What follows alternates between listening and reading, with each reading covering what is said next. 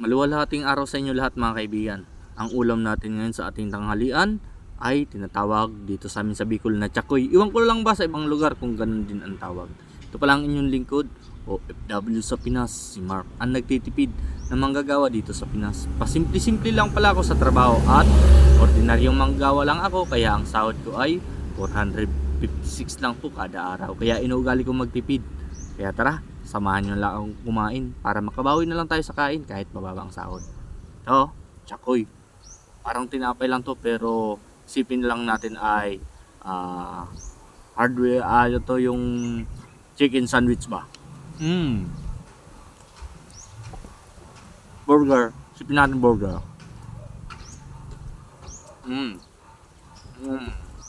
Aman, may palaman pa oh.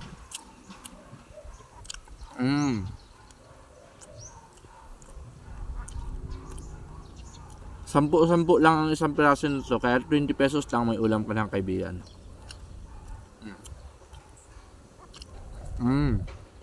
Ito walang palaman.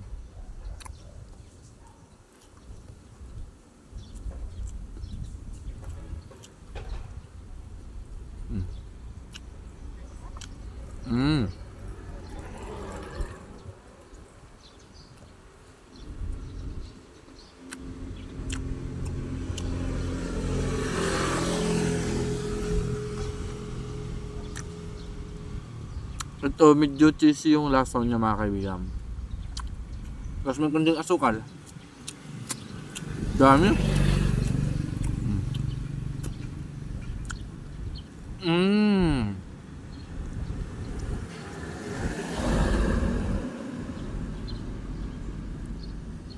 The best na mga ulam mga kaibigan. Tipid pa.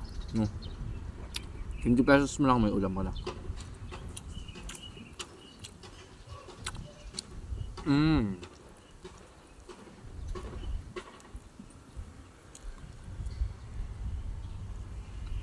Dami ah.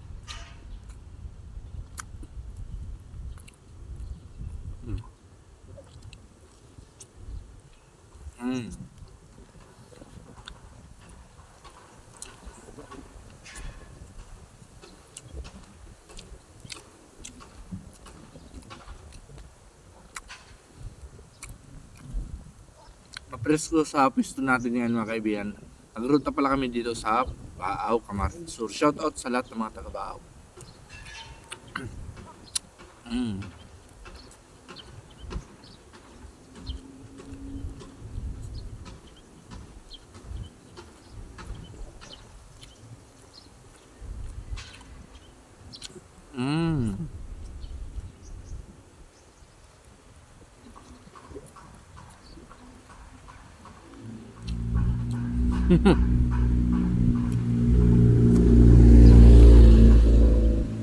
Solve naman tayo nito mga kaibigan sa ating tanghalian. No?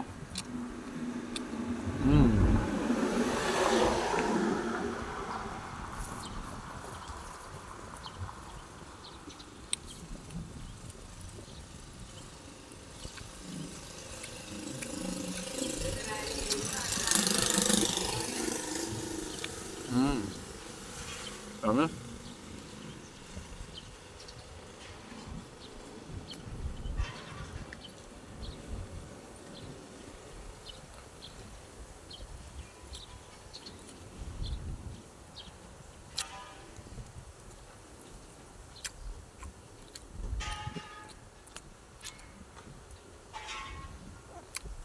Parang fried chicken lang yung ulam natin mga kaibigan ah.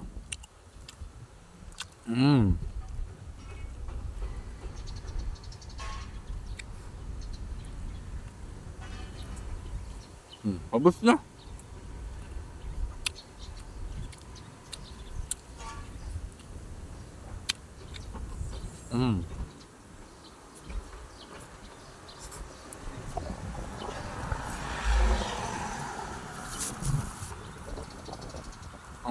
Yum yum.